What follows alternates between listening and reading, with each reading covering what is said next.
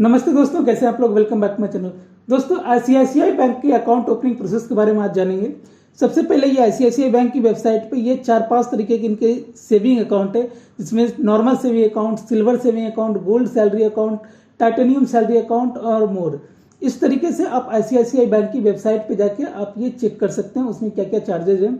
मैं एक regular saving account के आपको बता दूं कि अगर आप 18 साल के ऊपर हैं तो आप इसे खुलवा सकते हैं। Minimum monthly average balance metro और अर्बन लोकेशन के लिए 10,000, सेमी अर्बन के लिए 5,000, रूरल के लिए 2,000 और ग्रामीण लोकेशन के लिए 1,000 है। तो आप ग्रामीण लोकेशन अगर आपका घर है तो आप 1,000 में ही सेविंग अकाउंट ओपन कर सकते हैं, या फिर आप एफडी भी रख सकते हैं। इतने अमाउंट का एफडी करा के आप रख दीजिए तो आपका जो मिनिमम मंथली एवरेज बैलेंस है वो 0 हो जाएगा। बट आपको ये बैंक टू बैंक चेक करना पड़ेगा, बैंक में जाकर पूछनी पड़ेगी। इसके बाद इसमें कैश ट्रांजैक्शन चार्जेज क्या हैं। सर्विस चार्जेज में कैश ट्रांजैक्शन चार्जेज इसमें होते हैं, जैसे आप कैश डिपॉजिट करते हैं और कैश विड्रॉ करते हैं तो उस पर चार्जेज लगती है। पहले बैंक नहीं लगाती थी, बट जब से डिजिटल इंडिया की तरफ गवर्नमेंट का फोकस बढ़ा है तब से कैश ट्रांजैक्शन पे चार्जेज लगते हैं। तो अगर आप जिस ब्रांच में आपका अकाउंट है उसी ब्रांच में अगर आप कैश ट्रांजैक्शन करते हैं तब क्या होगा, और नॉन बेस ब्रांच में करते हैं तब क्या होगा, और कोई थर्ड पार्टी कैश ट्रांजैक्शन है उसमें क्या होगा।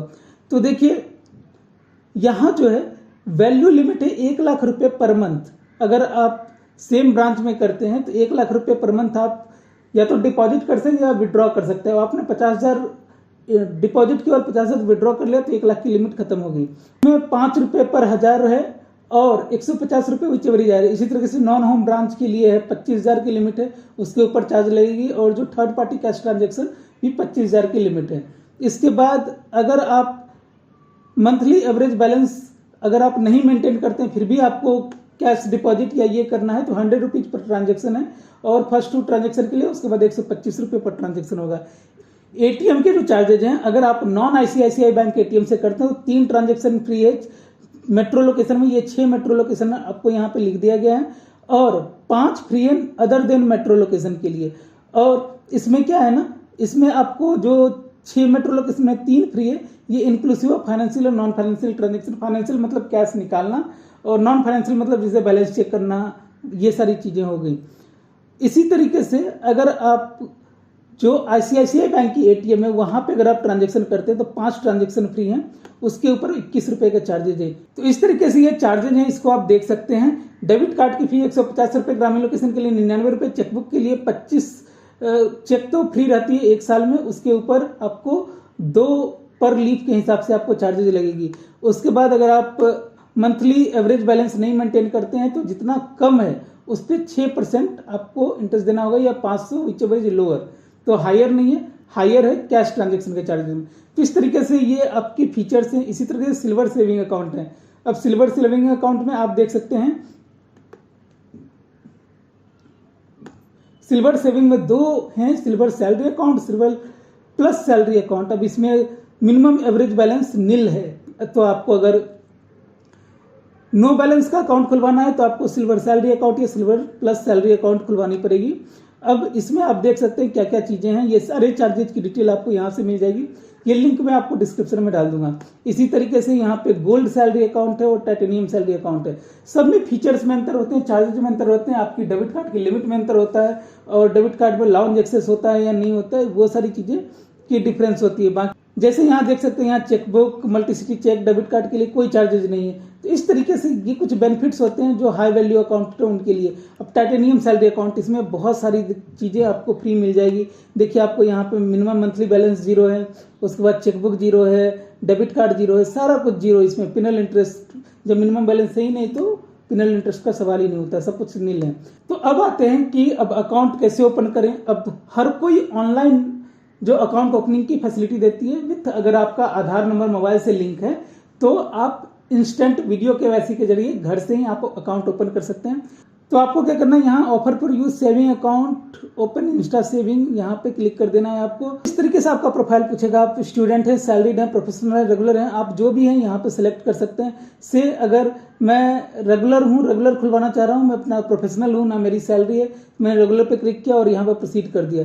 तो इसके बाद देखिए इस तरीके से आपको डिजिटल सेविंग अकाउंट के कुछ की प्रिविलेजेस बता रहे हैं, जिसमें आपको ये सारी डिटेल्स है। बैंकिंग सर्विसेज ऑन व्हाट्सएप मिल सकती है, smart investment solution, family banking मिल सकती है, आई मोबाइल पे का ऐप मिल जाएगा आपको, इंटरनेट बैंकिंग मिल जाएगी, वर्चुअल डेबिट कार्ड मिल जाएगा, उसके बाद प्री अप्रूव्ड लोन ऑफर भी मिल जाएंगे आपको, आपकी जो बैंक की एवरेज बैलेंस रहेगी उसको देखते हुए, और स्कैन टू पे टू कॉन्टेक्ट यूपीआई, इस सब की फैसिलिटी आपको मिल जाएगी।